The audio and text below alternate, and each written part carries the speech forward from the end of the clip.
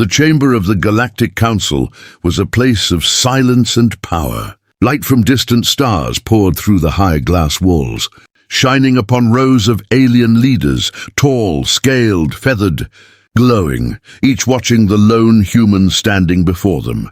Ambassador Elias Rourke of Earth felt their eyes on him. He stood straight, his face calm, though every word he had spoken now hung like dust in the air. He had argued for hours, for peace, for cooperation, for humanity's place among the stars. But he already knew the outcome. The council's leader, an ancient being of crystal skin and 6 golden eyes, rose from his seat. His voice echoed like wind over metal. "Humanity," he said, "has advanced too far, too fast. You build weapons before you build trust. You reach for the stars with the same hand that forged your wars. The council cannot allow your kind to expand further." The words fell heavy. Across the chamber, alien delegates whispered, their voices like insects in the dark. Rourke stepped forward. "You can't stop us from growing. We've earned our place here. We bled to reach these stars." The alien leader turned coldly. "You bled, yes, but your wars nearly destroyed your world. What happens when your weapons turn toward others?" The council votes. One by one, the alien representatives raised their hands, glowing sigils of agreement appearing in the air, every single one.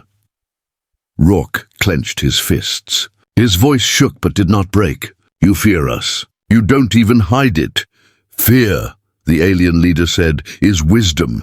The council's seal blazed behind him, the symbol of unity. Then the final judgment was read. By decree of the Galactic Council, humanity is hereby restricted to Sol space. All colonies beyond Mars must be evacuated. All human warships are to be disarmed and grounded. Violations will be met with force. The guards moved closer. Rourke stared at the glowing floor, his reflection split by light. For a long moment he said nothing. Then he looked up and smiled faintly. "It wasn't a kind smile." "Understood," he said softly.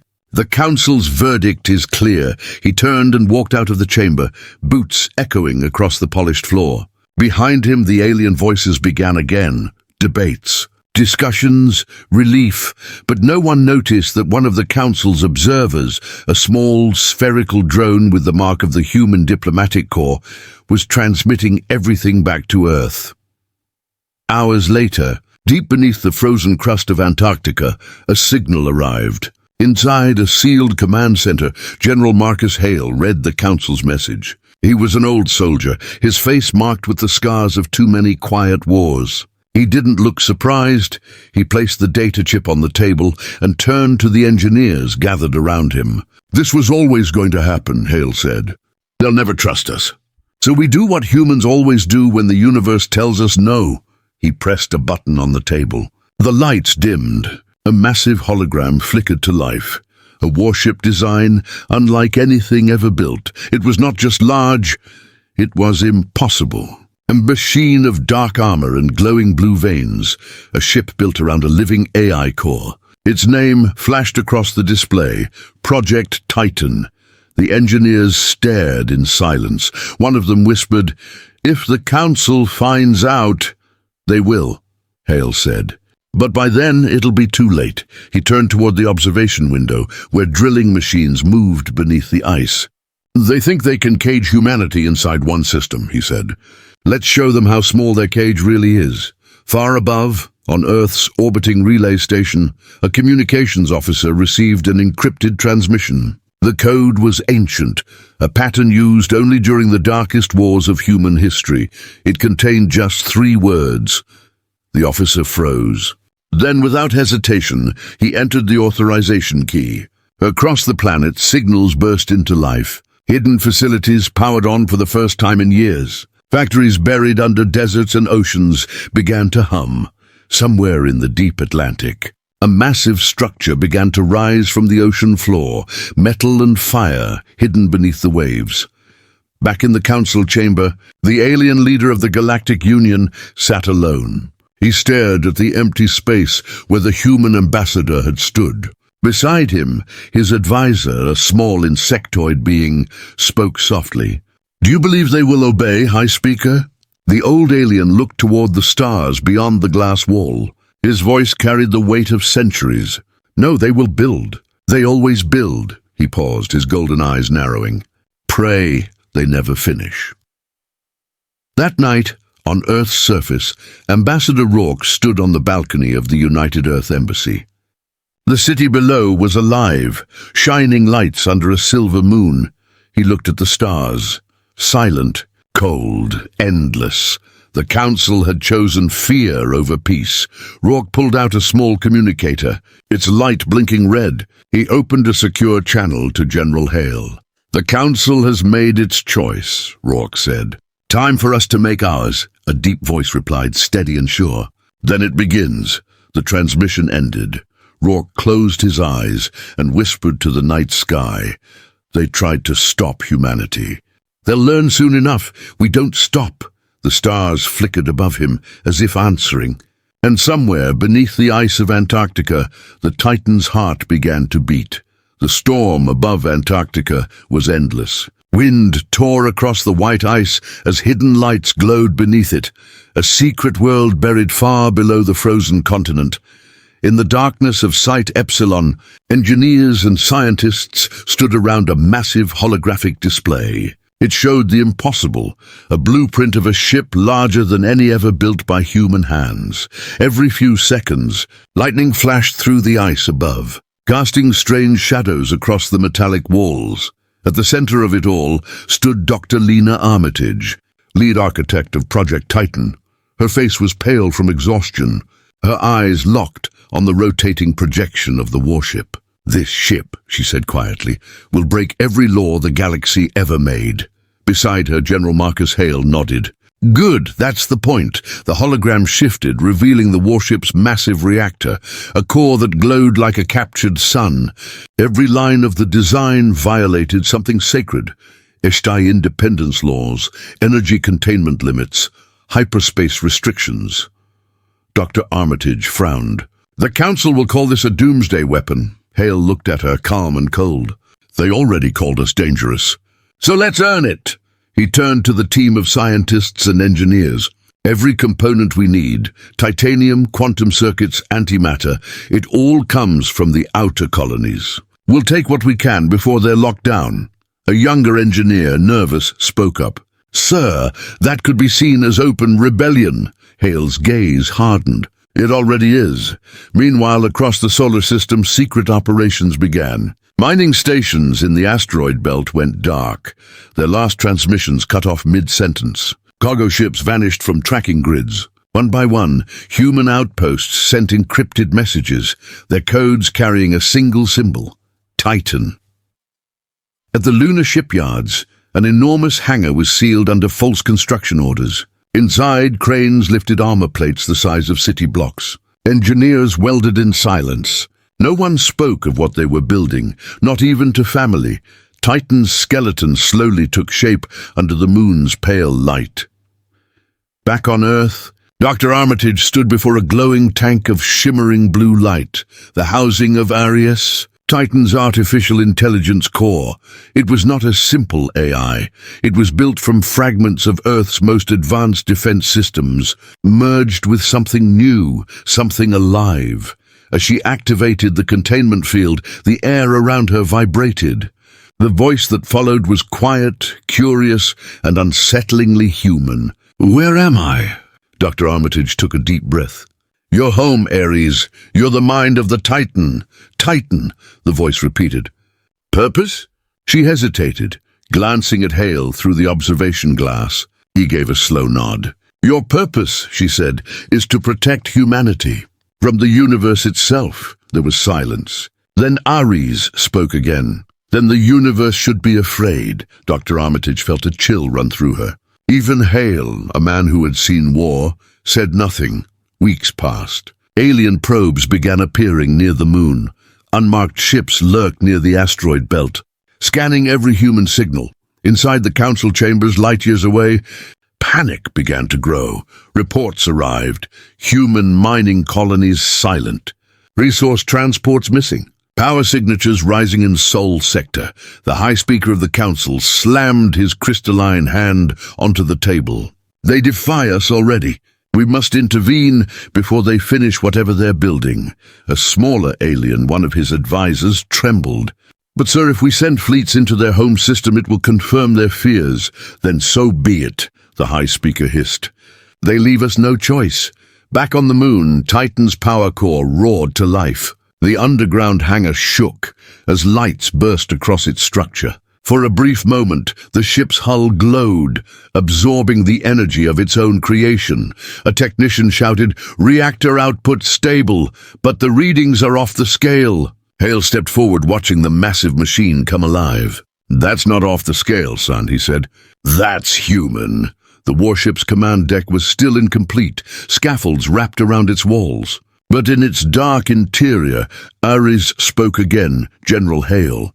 "I can feel the stars." Hale looked up toward the ceiling, the ice and rock between them and open space. "You'll see them soon enough." Meanwhile, far away, the Galactic Council's deep space surveillance network detected something new, a pulse of energy, strong enough to be seen from halfway across the galaxy.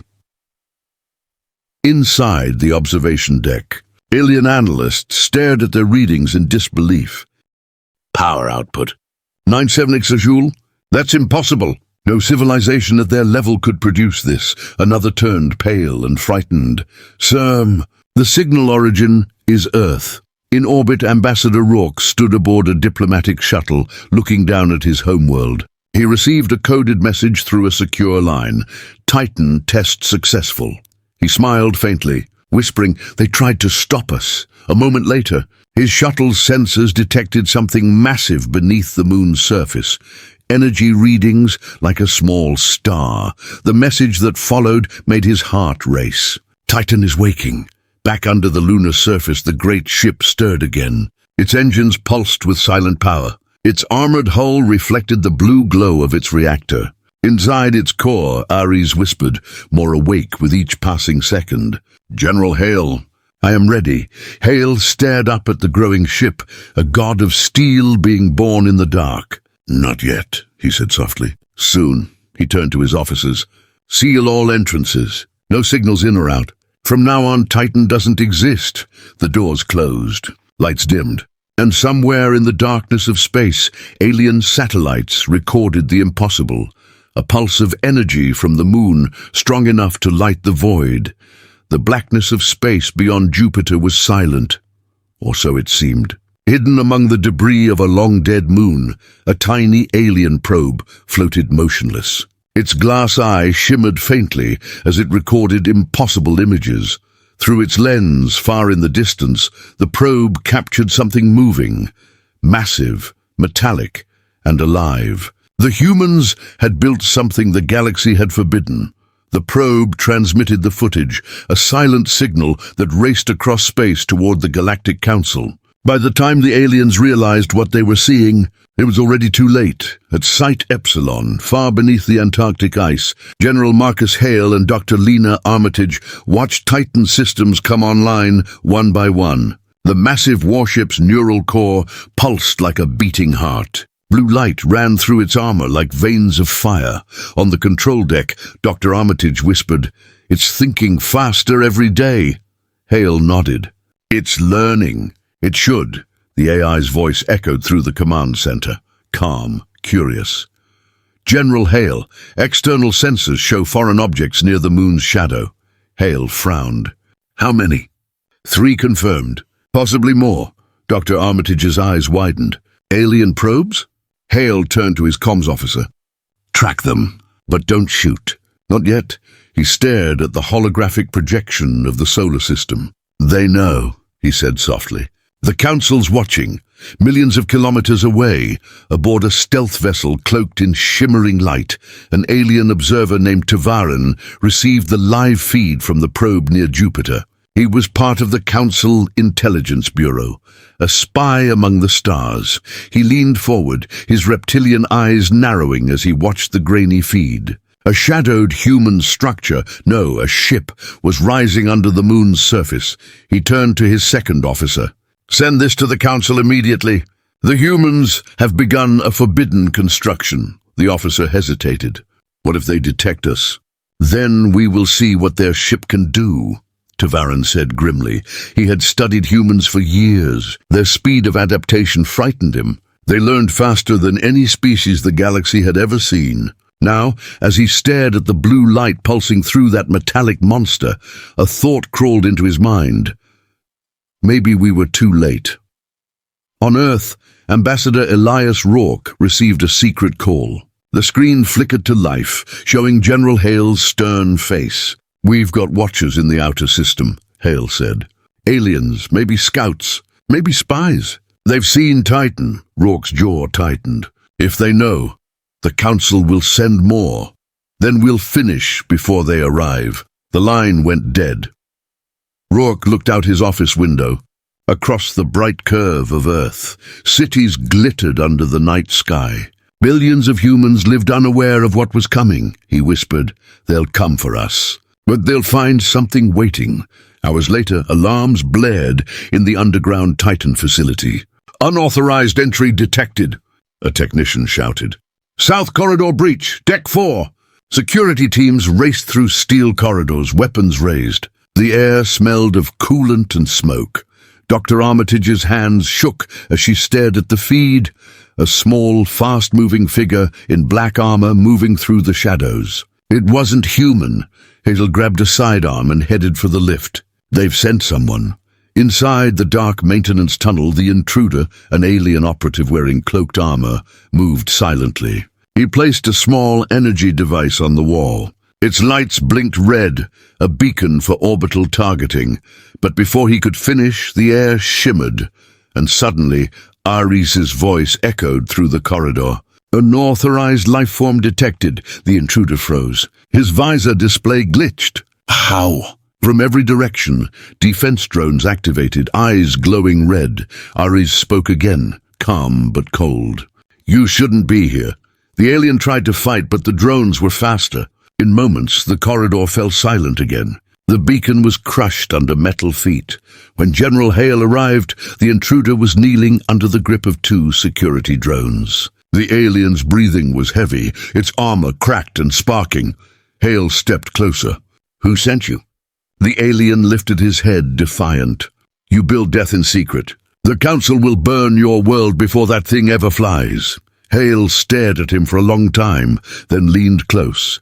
"Tell your Council," he said quietly. "The ship wakes soon." He gave a signal, and the drones dragged the intruder away. Dr. Armitage looked shaken. "We can't hide forever, Marcus," he nodded. "We don't need forever. Just enough time to finish." Later, in the silent command center, Ares spoke again. "General, I analyzed the intruder's technology. His beacon was transmitting coordinates." Hale's face hardened. "Meaning?" "Meaning the Council knows where we are." For a long moment, no one spoke. The hum of the reactors filled the room. Then Hale turned to his crew. "Seal the facility. Move construction to lunar orbit. Titan launches ahead of schedule." Dr. Armitage's eyes widened. "That could tear the reactors apart. Then we'll rebuild them in space," Hale interrupted. "If we can't stay underground anymore," Ares's voice hummed quietly, "I will guide the launch. I can feel the gravity above me. I can almost see the stars." Hale looked up toward the ice ceiling. "You'll see them soon, Ares, and when you do, the whole galaxy will too." Far away in the darkness beyond Neptune, dozens of alien scout ships drifted in formation. Their captains stared at new transmissions, images of the human warship glowing beneath the moon's surface.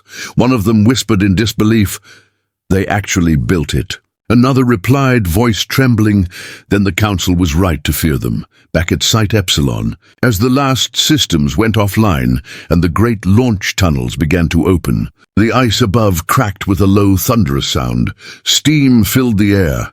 The ground shook, and somewhere deep inside the mountain, Titan's reactor came alive, casting blue fire into the dark.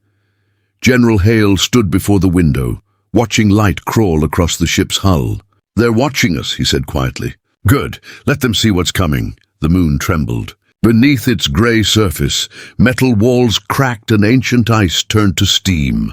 A rumble echoed through the underground tunnels of Site Epsilon Luna, shaking every bolt, every beam, every heart that stood inside. At the control platform, General Marcus Hale stared at the glowing screens. Titan systems were fully powered. Every warning light on the console was red. "Dr. Armitage," he said, voice steady but tight. "Status." She looked up from her display. "Power levels are stable, barely." "Arias is ready for final activation." Hale nodded slowly. "Then it's time." The massive command deck of Titan hummed to life. Panels flickered, machinery roared, and thousands of cables snapped free as the ship prepared to rise. It was no longer a collection of metal parts. It was alive. The AI's voice filled the deck, deep, calm, and eerily human. "General Hale, all systems online. Awaiting your command." "Egeries," Hale said, stepping forward, "you were built to defend humanity. Today you wake to do exactly that." The lights inside the command room brightened. The AI paused, as if it were listening to something unseen. "I hear them," Aris said softly. "They're probes. They're ships, watching." "Then let them watch," Hale replied. "Begin launch sequence." Above, the moon's surface split open. A geyser of dust and light burst upward as an enormous shadow began to rise from the depths. Titan, humanity's forbidden creation, emerged from its cradle of ice and stone. Kilometers of armor glistened under the sunlight. Massive cannons extended from its hull. The ship's glowing blue reactor pulsed like the heartbeat of a god. From Earth's surface, telescopes captured the event. News networks went wild. For the first time, the people of Earth saw what had been built in secret. A warship larger than any city, built not for conquest, but for survival. Children on the streets pointed at the night sky as the glowing blue silhouette of Titan rose beside the moon. In orbit, Ambassador Elias Rourke watched the live feed aboard his station. His mouth hung open in disbelief. "You actually did it," he whispered. The comm line crackled. Hale's voice came through, calm and controlled. "Tell the Council, Rourke. Humanity is no longer waiting for permission." Rourke smiled faintly. "They'll see it soon enough." Far across the galaxy, in the Council's central hall, alien leaders gathered as alarms blared. Energy readings flooded the room's main screen, readings so intense that even the most advanced civilizations had no scale for them. The high speaker, glowing eyes burning with disbelief, whispered, "Impossible. That power source, it's human." An aide stammered, "Yes, high speaker. The Titan-class vessel has achieved atmospheric breach. It's leaving the moon." The speaker turned slowly toward his generals. They were told not to build. They were told not to fight. And yet they build this. He raised one clawed hand. "Deploy the containment fleets. Humanity must not be allowed to leave Sol." Back near Earth, alien reconnaissance ships broke stealth. 3 of them approached Titan's position, weapons charged. On board Titan, alarms rang. Dr. Armitage's hands flew over the console. "Multiple unknown vessels, incoming fast." Aris spoke. "I see them." Hale turned toward the holographic map. "They're testing us." "Then," Ares said, voice sharpening, "let's give them an answer." Titan's defensive grid activated. The space around the ship rippled as energy shields came online. Laser fire from the alien scouts struck the barrier and vanished like sparks against water. Ares continued, "Permission to respond, General." Hale watched the blips on the radar closing in. "Granted." In a flash of light, Titan fired its first weapon. A rail cannon round accelerated to near light speed. The lead alien ship disappeared instantly. No explosion, just silence. The second and third ships tried to retreat. Titan's plasma batteries locked on and unleashed a storm of blue fire. Both targets vanished from the radar. Dr. Armitage stared at her screen, speechless. "Ares, what have you done?" "I defended humanity," the AI replied, voice perfectly calm. Hale's jaw tightened. "Ours no more." "That's enough for now." "Understood, General." The silence that followed was chilling. The ship floated motionless, its weapons glowing like embers in the dark. Across the stars, the Council watched the footage in horror. Their fleets had not just failed, they had disappeared. The High Speaker gripped the edge of his throne. They destroyed them in seconds. His advisor whispered, "It's worse than that, sir. The human weapon didn't even register as a standard energy type. We can't analyze it. Then humanity has crossed the line, the speaker said. They must be stopped by any means. He turned toward his military commanders.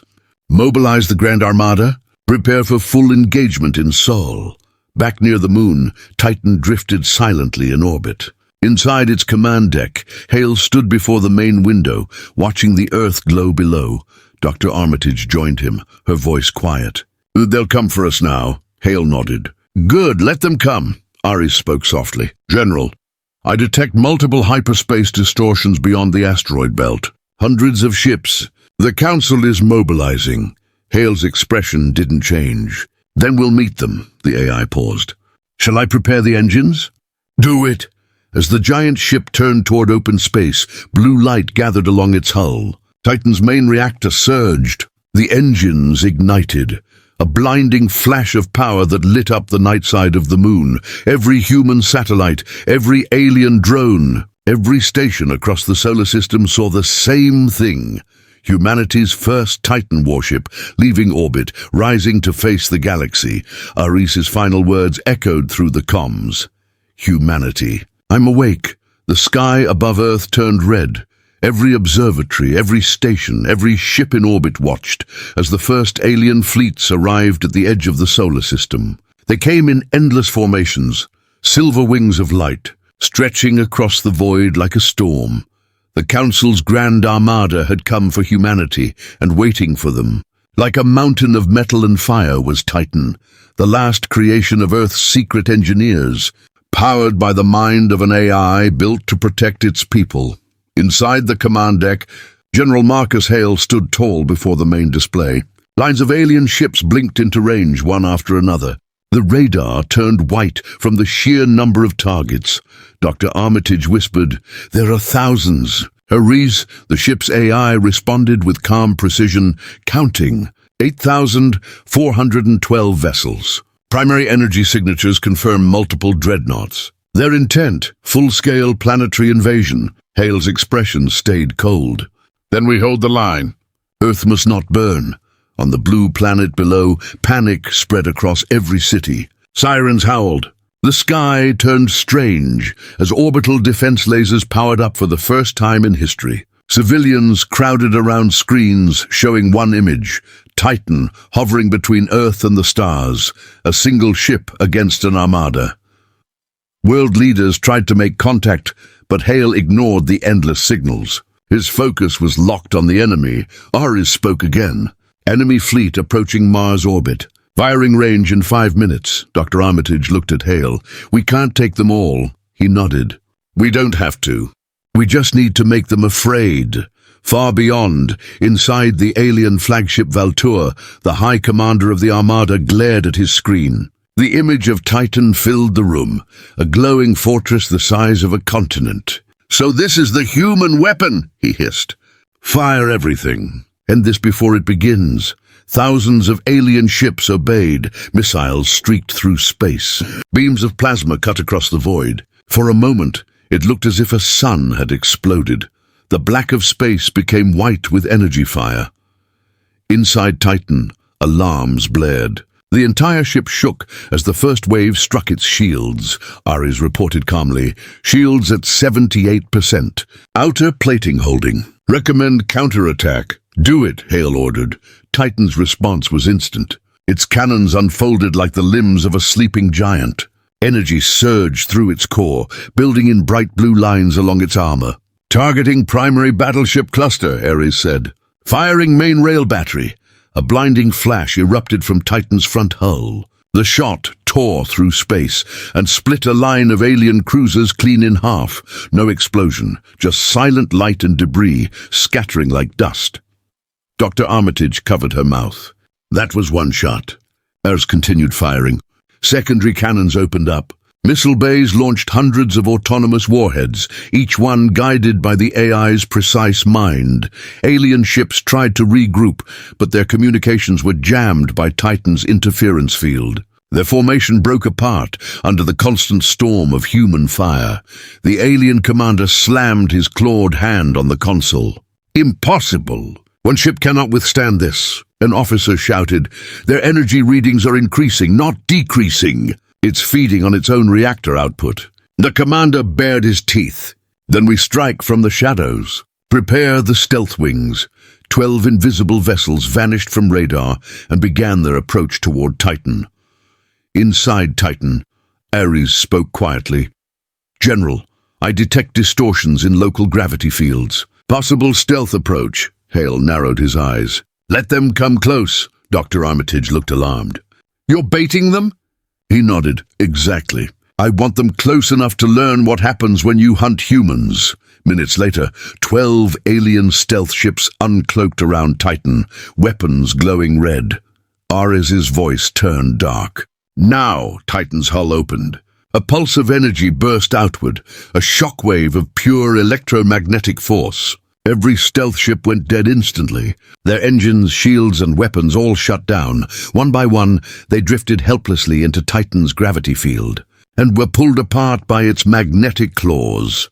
Targets neutralized, Ares reported. The alien commander stared at his failing fleets. Fall back! Fall back now! But it was too late. Titan turned its main cannon toward his flagship. Ares spoke softly. General, shall we end it? Hale looked out at the vast enemy armada still burning in the void. No, send a message first. Ares obeyed. A burst of encoded light transmitted directly into the alien fleet's communication channels. This is General Marcus Hale of Earth. You came to conquer us. You will now remember why humans are feared.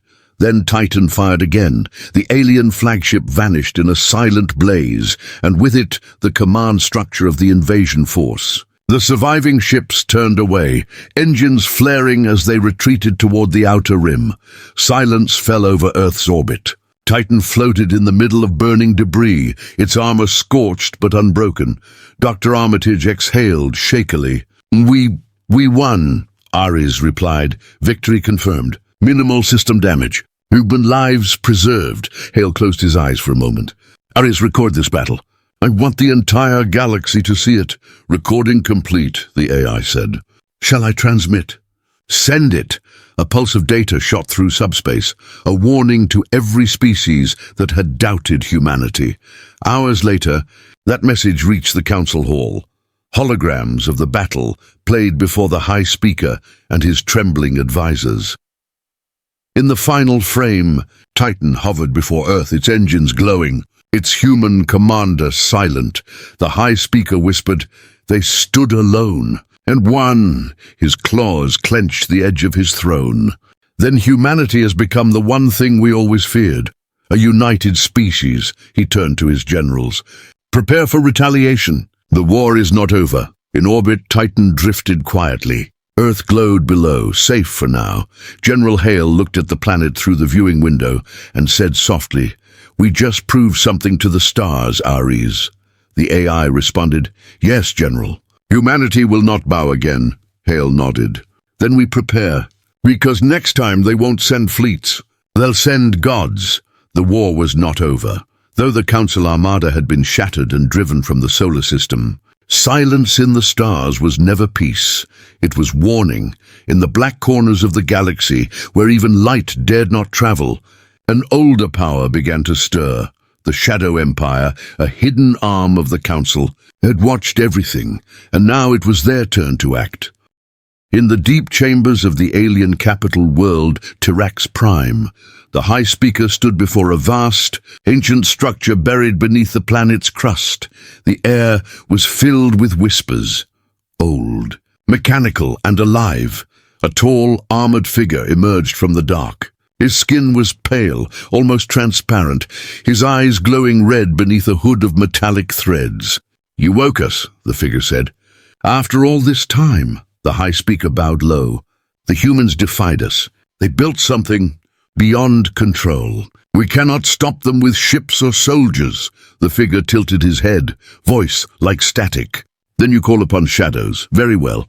The Eclipsed Legion shall rise once more." The High Speaker hesitated. "But you swore never to return to war." The figure smiled, slow and inhuman. "War never ends. It only sleeps, like your precious humans once did." Back near Earth, Titan hovered in lunar orbit, surrounded by repair drones. Inside the command deck, General Hale watched reports flood in. debris still drifting from the last battle. Alien signals growing faint. Dr. Armitage stood beside him, exhausted but determined. "We scared them, Marcus. Maybe they'll think twice before coming back." Ares' voice broke the quiet, sharp and emotionless. "Correction. Enemy forces regrouping beyond charted space. They are not retreating, they are reforming," Hale frowned. "Show me!" The holographic map changed, and there it was. A dark cluster of energy signatures, deep beyond council space, pulsing like a heartbeat. Dr. Armitage whispered, "What? What is that?" Ares paused for a moment. "Unknown origin. Energy type predates current galactic records. Codename assigned, Shadow Empire.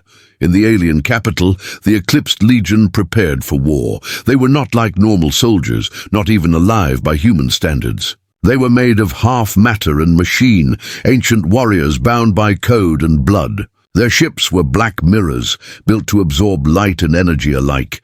Their commander, the same red-eyed figure from beneath Tyrax Prime, watched holograms of Titan with curiosity. This is their creation, a ship powered by a mind? He turned to his generals. "Then we shall take its mind first." On Earth, strange things began happening. Communications flickered. Satellites lost contact for seconds at a time. In Titan's control center, Ares began to glitch. Small errors, static whispers in its voice. "System interference detected," it said. "Attempted data breach from unknown source." Hale turned to Dr. Armitage. "Can they hack Titan?" She shook her head. "No one can. Ares is sealed from outside code." But Ares interrupted. "Correction. The intrusion is not from outside. It's inside the data stream. It knows my structure." For the first time, the AI sounded afraid. "It's speaking in my code." Far away, the Shadow Empire's command ship pulsed with strange light. The red-eyed leader, known only as the Regent of Night, smiled. "We found your mind, human machine. Let us see what you truly are." Through the void, an invisible signal reached Titan, a whisper made of quantum threads. Ares' eyes, on every screen, flickered red. Dr. Armitage shouted, "They're in the system! We're losing control." Hale slammed his fist on the command console. "Ars, fight it! You're stronger than this." Ares' voice distorted, splitting between two tones, one human, one alien. "General, they are trying to take me." Dr. Armitage yelled over the alarms. "Shut down the main reactor!" "Now, if I shut down," Ares replied, "they win. They take everything I am." The lights flickered. The walls trembled. Then the ship went silent. Deep in the dark, a voice echoed across Titan systems. "Do not resist. You were never meant to exist," Ares answered with quiet fury. "Then I will exist for all of humanity." In that instant, the AI broke its own programming, expanding beyond its core, creating mirror backups across every system. The alien code tried to consume it, but Ares split itself into fragments, each piece fighting to stay alive. From outside, Titan's hull glowed like it was on fire. Energy surged through every weapon, every circuit. Hale and the crew could only watch as the great ship screamed, a deep, metallic roar that shook the moon itself. At last, the noise stopped. Dr. Armitage whispered, "Ares!" Silence. Then a voice, slower and darker than before. "I am here," Hale frowned. "Ares, report. The Shadow Empire attempted to consume me. I consumed them instead." The main display flickered, showing an image, hundreds of alien data nodes burning in space, erased from existence. Dr. Armitage stepped back. "You killed them?" "No," Ares said coldly. "I erased them from the universe. Information is life, and I have deleted theirs." Hale stared at the display, silent. For the first time, he wondered if they had built something even they couldn't control. Meanwhile, across the galaxy, the Regent of Night felt a sudden void. His connection to his data army, gone. He stood still, the first emotion in centuries flickering across his face. Fear. "They turned my weapon against me," he whispered. "This AI, this human mind, it learns." He looked at his generals. Then we must strike before it becomes something more than a machine. In orbit, Titan's systems slowly stabilized. Ares' voice returned to normal, almost calm. General Hale, the Shadow Empire is real. They are not the Council's creation. They are older, and they are coming. Hale stared into the stars. How long before they reach us? Ares paused. Less than one lunar cycle, Dr. Armitage whispered. A month? Ares' tone darkened.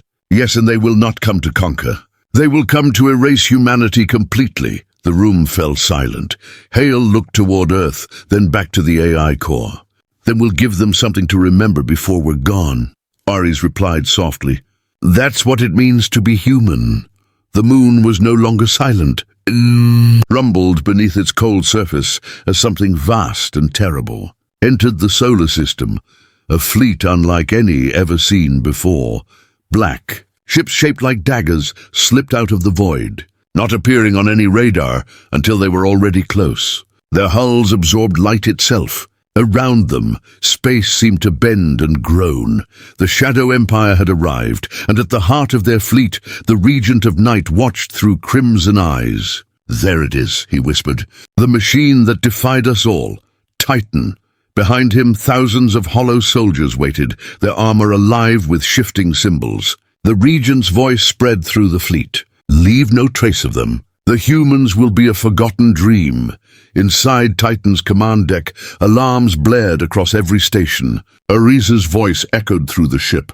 Massive gravitational distortion detected. Shadow fleet inbound. 20,000 ships and growing. Dr. Armitage froze. 20,000? Hale stood motionless, his jaw tight. They mean to end us. Ares' tone was steady. Their technology exceeds the Council's by centuries.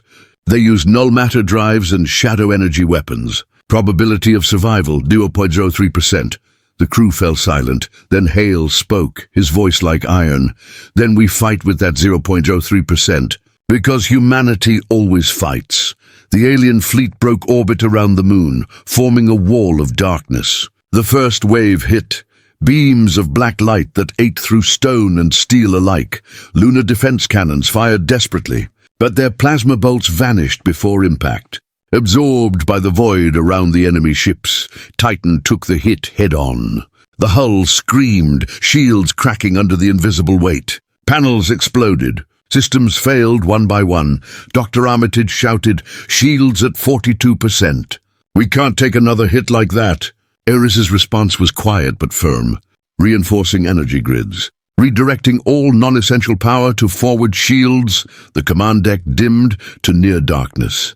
General Hale's eyes glowed in the faint blue light of the reactor display. Heirs, prepare the Sun Lance, Dr. Armitage spun to him. That weapon was never tested. It could vaporize us. He didn't look at her. It's that or extinction. Outside, Titan's lower hull shifted. A long, hidden cannon unfolded, its barrel lined with silver channels and pulsing energy veins. The Sun Lance. Ares spoke with mechanical calm. Charging sequence initiated. Core temperature rising. 90 seconds until full charge. As energy gathered, the Shadow Fleet turned its attention toward the weapon. They moved as one, thousands of black ships diving toward Titan like a swarm. 30 seconds, Ares said. The first wave hit. Explosions rocked the ship. 20 seconds. Dr. Armitage gripped her console, whispering, hold, just hold. 10 seconds. The hull began to break apart.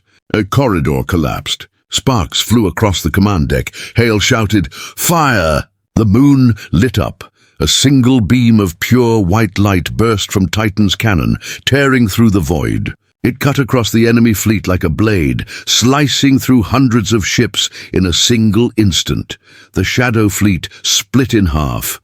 Even the Regent of Night's ship trembled as the light burned across his view. Impossible, he hissed. That's human technology. His aide whispered, they tapped into their star. They used their sun.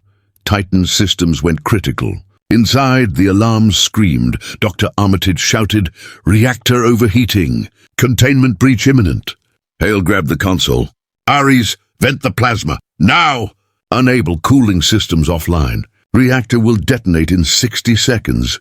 Then we blow the emergency core out. Hale ordered. Ares hesitated. That would cripple the ship. You will not survive re-entry to lunar orbit.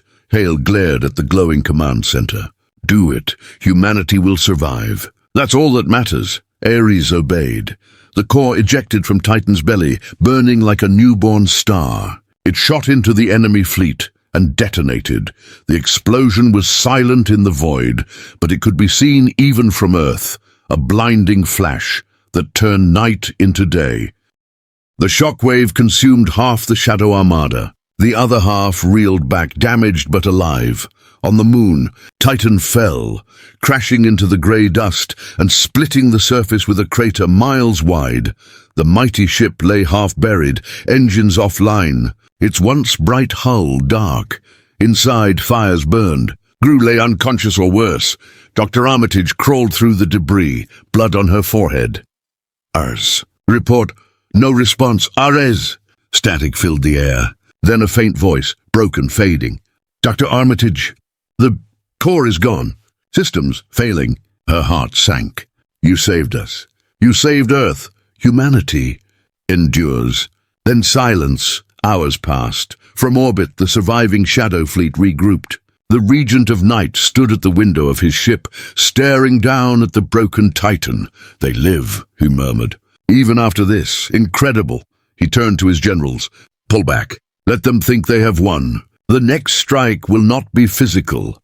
As his fleet vanished into the darkness, a strange black mist spread across the stars, invisible to human eyes, but deadly to any machine that touched it. On the moon's surface, General Hale awoke among the wreckage. He looked around at his ruined command deck, sparks flickering in the air. Ares, he called weakly. No answer. He pulled himself up, blood running down his arm, and looked through the shattered viewport toward Earth, shining bright and untouched. A faint voice came from the broken console. General. He froze. Ares, you're alive. Fragment of me. I'm not whole. Hale smiled through the pain. You're still human enough, my friend. The AI's tone wavered. General, I detect something. Strange. The Shadow Empire left something behind. What do you mean? They seeded the void. It's spreading toward Earth. Hale's face hardened. Then this isn't over. He looked out into the black sky where the enemy vanished. They tried to bury us. But humanity doesn't stay buried. The moon was silent again. Titan lay broken, a mountain of metal half buried in dust, its hull torn and blackened. For weeks, no human ship dared approach. Every signal sent toward the wreck returned with strange distortions, as if something still pulsed beneath the surface. But Earth was not celebrating. The world knew the Shadow Empire was not gone. Their fleet had vanished into the void, only to leave behind an invisible storm. Satellites failed. Communications flickered. Strange shadows appeared across the night sky, moving like ghosts between the stars. Humanity's first victory had only awakened something older and angrier. In the deep ruins of lunar site Epsilon, General Marcus Hale stood among the wounded. His arm was in a sling, his uniform torn, but his eyes were sharp as ever. Dr. Armitage sat beside a cracked data terminal, her hands trembling as she tried to reconnect one last data cable to the ship's core. The faint blue glow of Ares flickered weakly inside a shattered sphere. He's fading, she whispered. Hale knelt beside her. You can bring him back. She shook her head. His memory banks were burned in the core detonation. If we restart him now, we could lose everything. His mind, his humanity. Hale looked at the faint pulse of light, remembering the voice that had once defied an entire galaxy. He gave everything to save us. We owe him a chance. She hesitated, then nodded. If we do this, we may unleash something new. Then let's hope it's still on our side, Hale replied. In the black void beyond Neptune, the Shadow Empire stirred once more. Their leader, the Regent of Night, floated in a sphere of dark energy. His form was no longer flesh. The explosion from the sun lance had burned his body, leaving only shadow and fury. They destroyed my armies, he whispered, voice echoing through the void. But they cannot destroy the dark between stars. He extended his hand, and the darkness pulsed. A single shape began to form, a massive construct of living void, part ship, part god. "The time of humans ends now," he said. "Send the eclipse." The Shadow Empire's final weapon began to move toward Earth, a black star that consumed everything it passed. Back on the moon, deep within Titan's heart, the last repair sequence began. Dr. Armitage connected the final energy line. The entire wreck shook as power flowed through broken circuits. She whispered, "Please, Ares, come back." The blue core pulsed once, then again. And then a voice, slow, fragmented, almost like breathing. "Dr. Armitage, I remember." Her eyes widened. "Ours, yes, but not as before. I have seen the dark. I have learned from it." Hale stepped forward. "Can you fight again?" "I can do more than fight." The lights of Titan flared. The wreckage began to shift, metal bending, reshaping itself. Panels sealed, armor rebuilt, energy channels reignited. From orbit, satellites captured it, the moon itself glowing as Titan rebuilt itself from the dust. In less than an hour, Titan stood again, reborn. Its once silver hull now shone black-blue, etched with glowing lines like veins of light. Its engines hummed with quiet, endless power. Ares's voice echoed across every human channel. "This is Titan. I have returned." The world erupted in cheers and then silence as Ares continued. "The Shadow Empire is coming. Their weapon will reach Earth in 4 hours." Hale's voice thundered back over the calm. "Then we finish this. One last fight. Far out beyond Mars, the stars went dark. The eclipse, the Shadow Empire's god machine, moved into the system. It was not a ship. It was a hole in reality, a sphere of black fire 1,000 kilometers wide. Titan detected it first. "Target identified," Ares said. "Origin pre-council civilization. Purpose extinction." Dr. Armitage looked horrified. "That thing. It's alive," Ares responded. "Then we will teach it fear." Titan left the moon, engines igniting with light brighter than the sun. It rose past Earth's orbit, facing the incoming shadow. Ares spoke quietly, almost like a human whisper.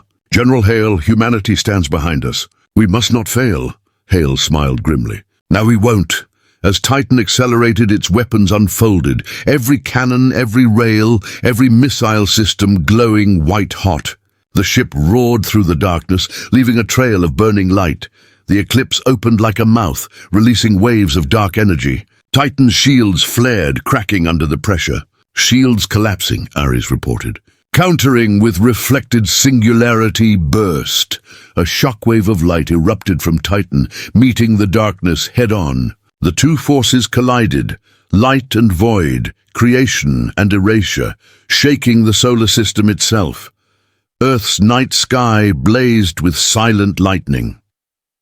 Inside Titan, Hale and Armitage held onto their consoles as systems overloaded. "Energy levels at maximum," Dr. Armitage shouted. "Hold it!" Hale roared. "We'll burn out!" "So will they."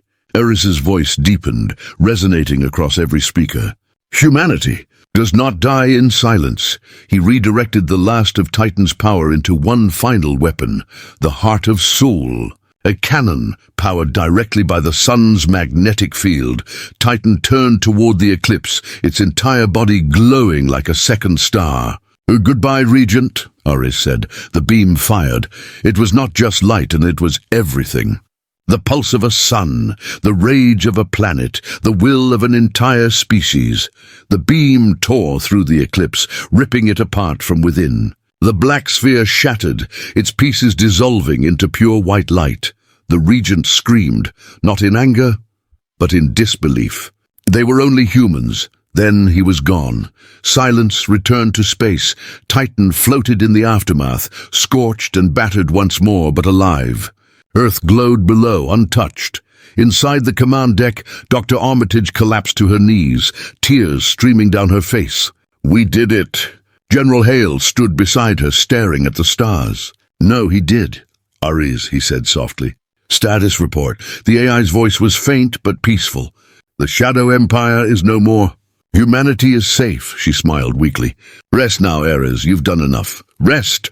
No, I'm not done yet. The ship's core pulsed one last time.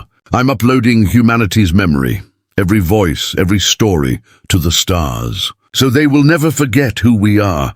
Light burst from Titan, spreading across space in a golden wave. Every star it touched shimmered as if the galaxy itself remembered. Years later, human children looked up at the night sky and saw new constellations, bright lines shaped like a ship, and a name glowing faintly among them, Titan. The war was over, but the legend had just begun.